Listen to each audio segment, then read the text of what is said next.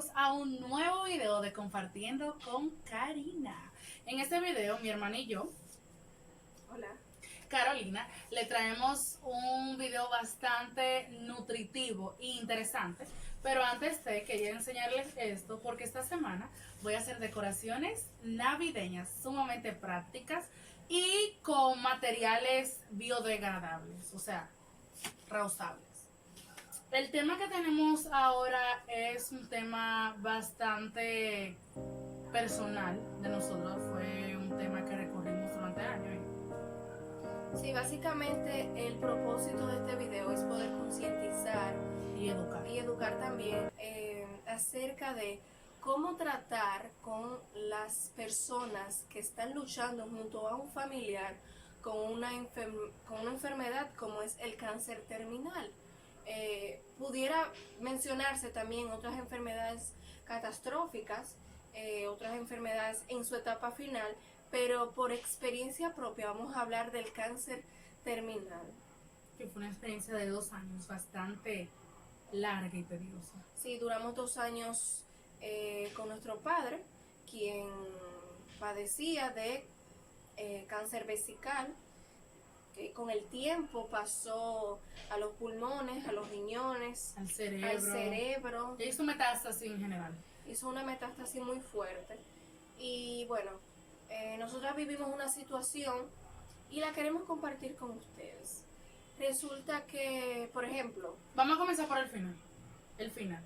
exacto, un ejemplo, al final ya mi padre estaba en una situación que requería un ventilador artificial para poder respirar, no era suficiente con sus pulmones, por lo que los doctores sugirieron, ¿verdad?, ponerle el ventilador. A todo esto se enteraron personas las cuales nos decían, pero ¿cómo va a ser? ¿Cómo ustedes van a permitir que se le ponga un ventilador? No, y comentarios negativos en sí que no vamos a mencionar. Que en un momento de debilidad uno no se lo puede decir a un paciente.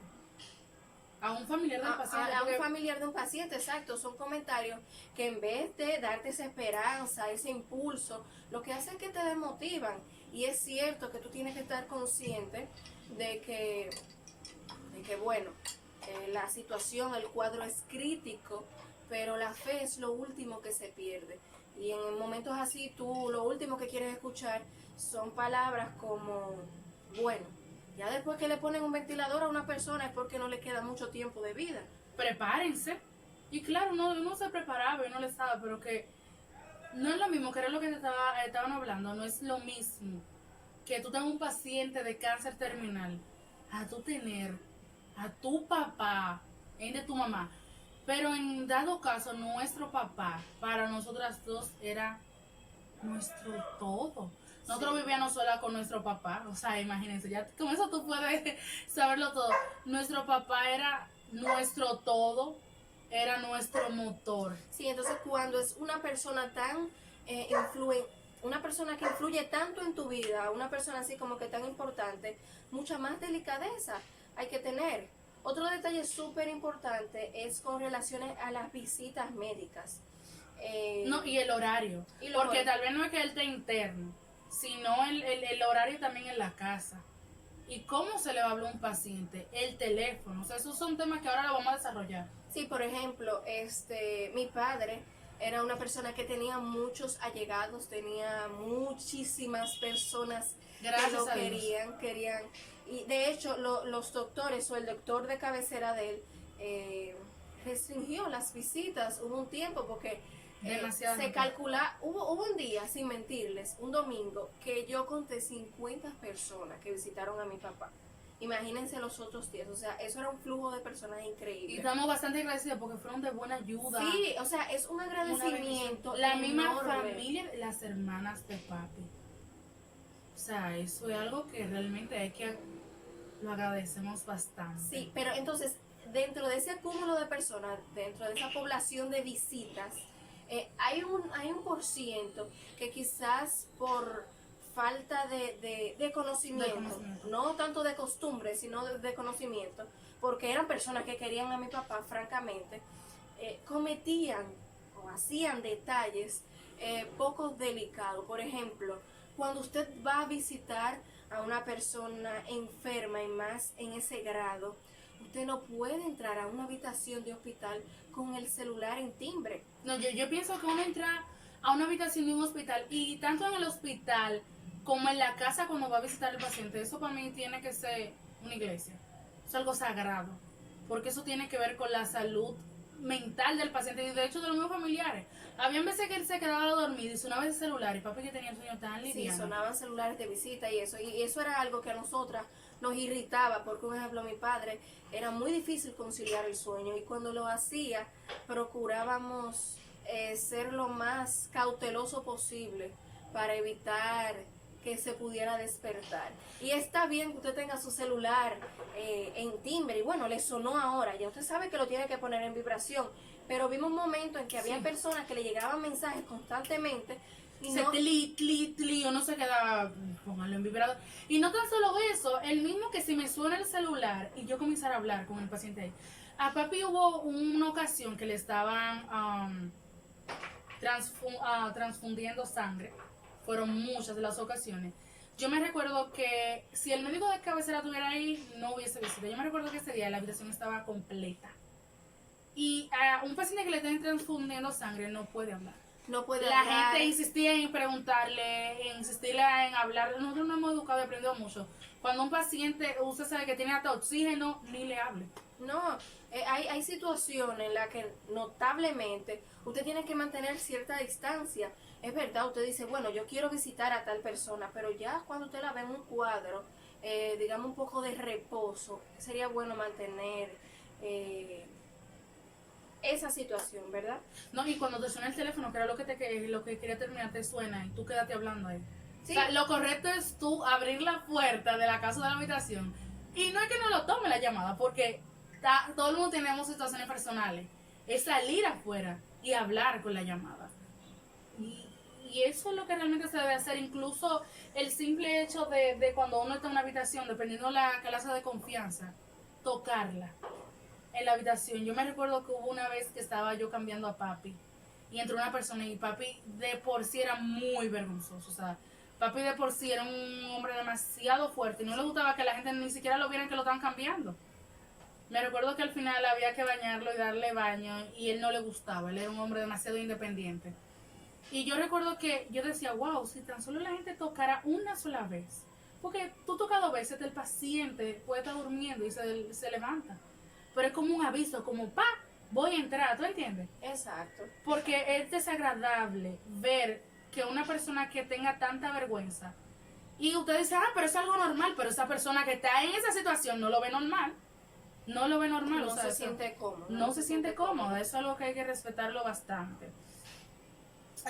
Las situaciones, hablamos del celular, hablamos de las situaciones, de lo negativo que es la persona, que eso fue lo que comenzamos. El paciente, el espacio que necesita. Siempre estuvimos agradecidos de la cantidad de personas. Pero hay un tiempo en el cual usted debe de premeditarse el horario. Usted sabe que usted no puede estar visitando a un paciente, dependiendo, claro, porque si usted se va a quedar ahí, dependiendo que tanta confianza o qué tipo sea, usted no se puede quedar 2 horas No, visitando sí, al paciente y como hablando. es como el lapso de tiempo, porque se considera que si una persona sale a las 6 de la tarde y a las 7 que puede visitarla, eso es algo que se considera, eso está bien. Ahora, usted tiene que meditar, bueno, llegué un poco tarde, voy a durar 15, 20 minutos, pero había situaciones que había personas que duraban horas, un día entero. Como mencionaba mi hermana, hay pacientes que no se sienten... Entonces, no, perdón que te interrumpa, el caso no es que duren, el caso es que a veces las personas, tú no quieres escuchar la palabra que él se ve mal. O sea, tú sabes que él se ve mal, pero no me la digas. No, y tú estás luchando No para me que la se vea bien. digas, O sea, no me la digas. estamos conscientes. Entonces había personas que en vez de apoyarte, lo que hacían era estorbar.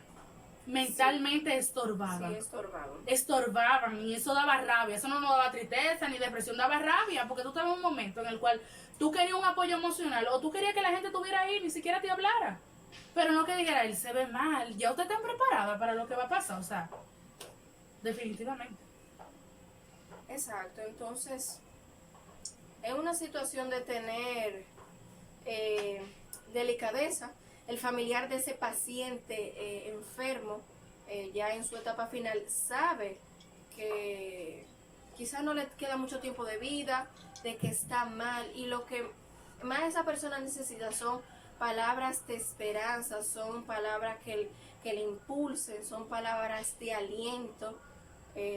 Sí, porque en ese momento tú tienes una fe tan certeza, tan certera, certera. Ujú. Tú tienes una fe tan grande que tú dices todo va a estar bien, porque yo he visto cómo gente han salido. Tú tienes una fe tan grande, señores, que mueve montañas. O sea, increíblemente mi fe en ese momento, en mis 20 años de vida que yo tenía en ese momento, movía montañas. No, y el paciente también muchas veces te transmite eso. Por ejemplo, mi papá luchó mucho, o sea, él tenía esa fortaleza, porque hay personas que simplemente dicen, bueno, yo me entrego, pero mi papá luchaba. Luchó. Mi papá, aún en su momento de delirio, porque ya el cáncer había pasado a su cerebro, él acordaba su eriproyetina, que había que inyectársela, que si le habían inyectado su insulina, que tal pastilla, o sea, él Eran muchas. era cooperador. Hay personas que te transmiten a tú seguir ayudándolas. Entonces, nada, yo creo que básicamente... Era bastante cooperador realmente. Pero básicamente es eso. Ojalá podamos desarrollar más del tema en planes futuros. Pero realmente recordar que el paciente está pasando por una batalla, pero la familia también. La familia también está pasando Y por peor, una batalla, exacto, y que peor. tiene que poner una máscara como que todo está bien, cuando la realidad no es así. Porque realmente ellos tenían una responsabilidad, y de hecho hasta la misma familia de papi, que eran cercanos, su misma hermana, que en ese momento yo misma tenía que ir a mi universidad normal, y teníamos que ir a la universidad, y teníamos que hacer todo normal, y teníamos que estar...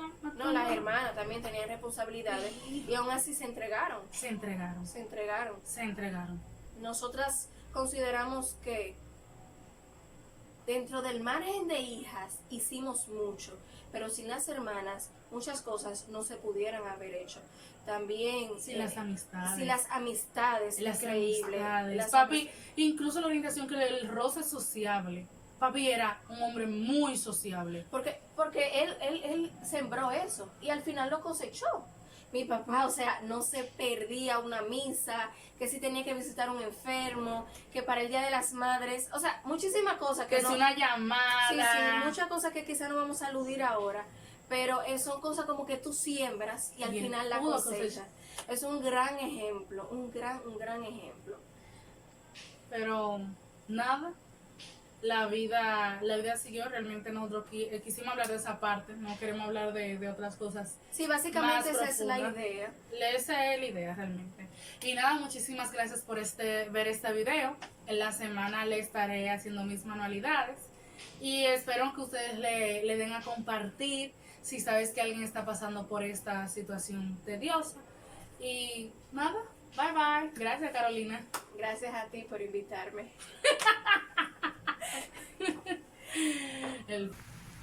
Quiero decirle, mami, a usted que habrán días mejores y que cuando lleguen esos días usted va a decir, valió la pena y es verdad lo que dijo mi padre.